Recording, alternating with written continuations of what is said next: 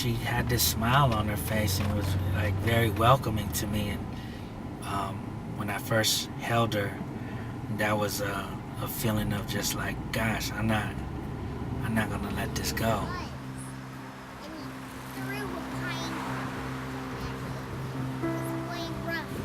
My daughter, her name is Ashen, and she was born on Halloween in 2007. She's brilliant, beautiful, talented. She saved my life, I say.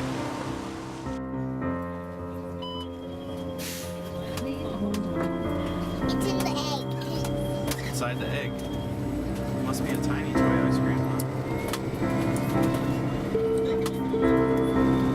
Wow. You can even take the parts off, see? I don't think family unity is a priority in this country. You look at where's money being cut these days. It's being cut from food stamps. It's being cut from social programs. It's being cut from Social Security. It's being cut from welfare programs, aid programs. Those all disproportionately affect families, particularly lower income families, particularly minority lower income families. And that's what hurts the most, I think. I think we should win for the, I think we should just quit the volleyball game and go to the volleyball. And go to the spooky house.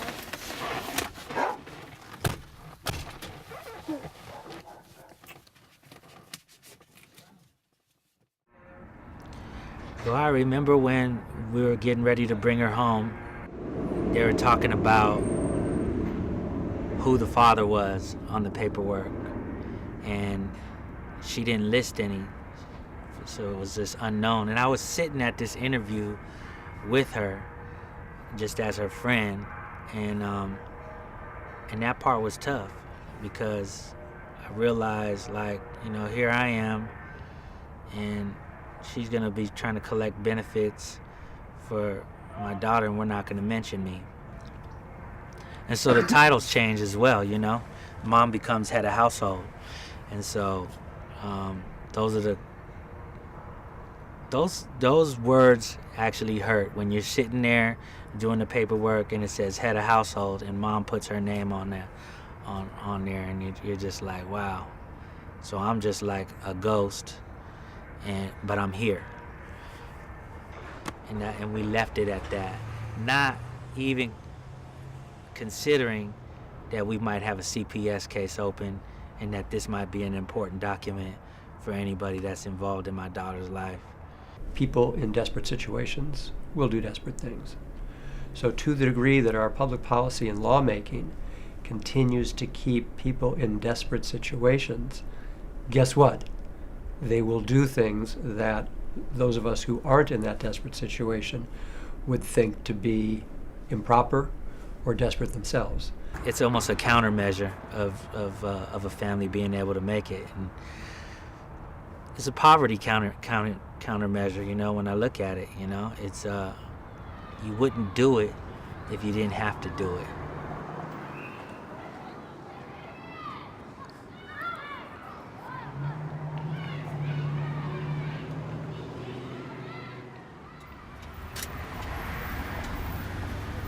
My daughter was taken by CPS, entered into the system, and that's when it hurt the most, because I went there to pick up my daughter. The emergency worker said, you know, Mr. Cordero, we can't reunify you with your daughter immediately because, one, you're not on the birth certificate. I just remember my heart just dropping into my stomach because I was just going back to when she was born and when I should have signed it. So I was like, well, there's no reason for me to be here then. And she goes, well, wait a minute, you're the father, so you have rights. I think my blood went from here to at least like right here. And I was able to listen to her. And after she told me I had rights, she said, I can't reunify you, but I can set up visits right away. And I needed that visit because I needed to let Bianca know that I'm gonna I'm coming through. I don't care what it takes. She's only 2 at the time, but I needed to tell her that. Fathers really have all the rights that mothers have. Fathers have the rights to visit their children if they're not living with them. Fathers have the right to be involved in their children's educational life, their medical life. They have the right to make decisions as much as mothers do. I don't know that fathers understand this. Our daughter was born healthy, 6.5 pounds.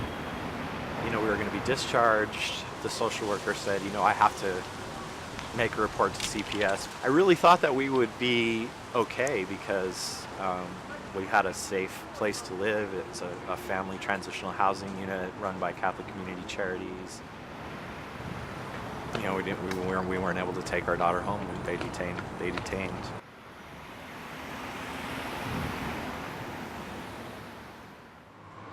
But that is the single most painful event of my life, having to leave the hospital and leave my daughter there in the hospital.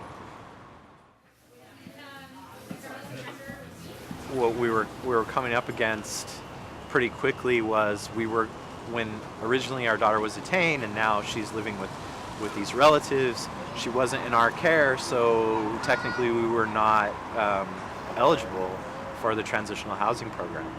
So they were saying, unless you can get 51% of custody, unless you can get your daughter staying with you 51% of the time, you're not going to be able to continue to live here. It was coming down to the point we were going to lose that housing, and that was going to make it more difficult for us to be able to. Where were we going to reunify with our daughter if we were homeless?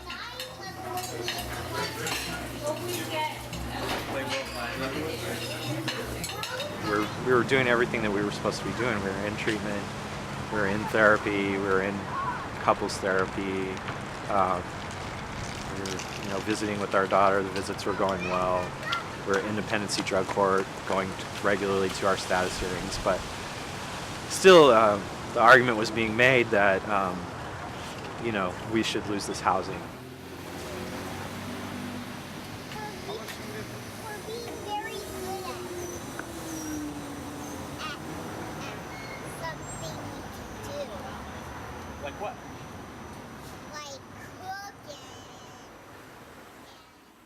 So, as I'm reunifying with my daughter, just this stuff is coming at me, and I'm just totally blessed. Homeless Prenatal Program is starting a fatherhood group. A fatherhood group that they asked me to be a part of.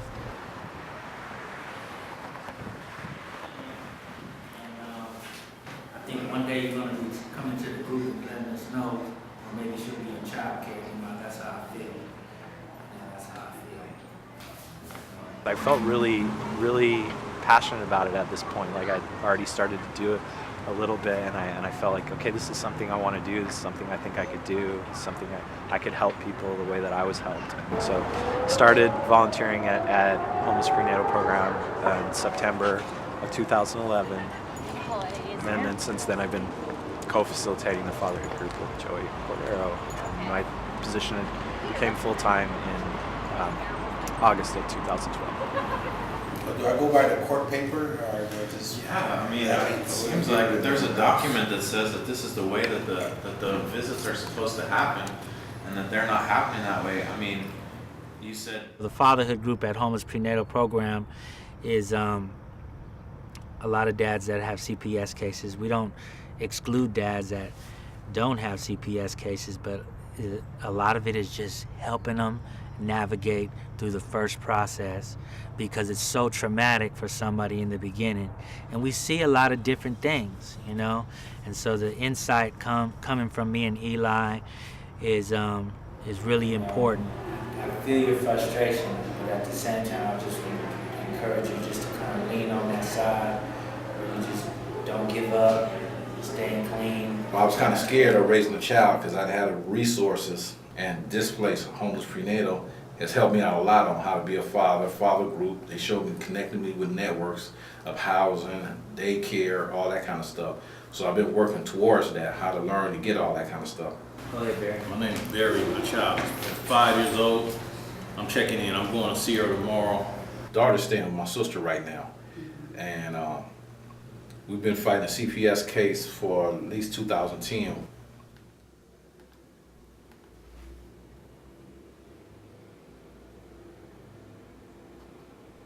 Let's do the best work in the beginning so that in the end we don't uproot this child from this community and place him and get him adopted somewhere else.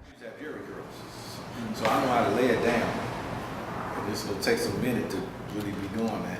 I'm gonna really gonna have to do her hair and braid it and all that. Well, I got me a few friends.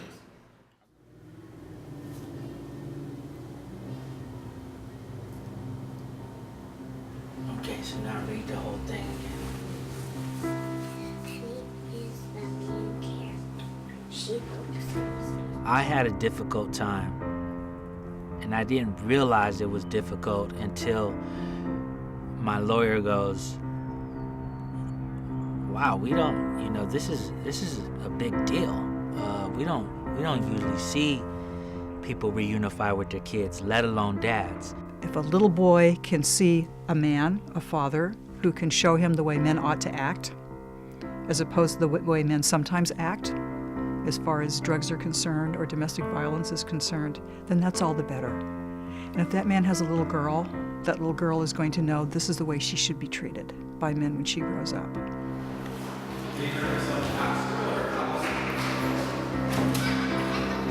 I want fathers to know how important they are to their kids, and I want fathers to know that they are appreciated for what they're doing. Now you have a medal on. You want to tell me all about it? Tell you all about it. So I was at an award ceremony today where they gave me this medal. See where it says champion in recovery? So recovery means when you get better. That's what I was given it for, because I'm getting a lot better. And what? Everything. Me too. Yeah, you are. Not Comprehension. You are getting better at comprehension. Just the fact that you can say comprehension is proof of that.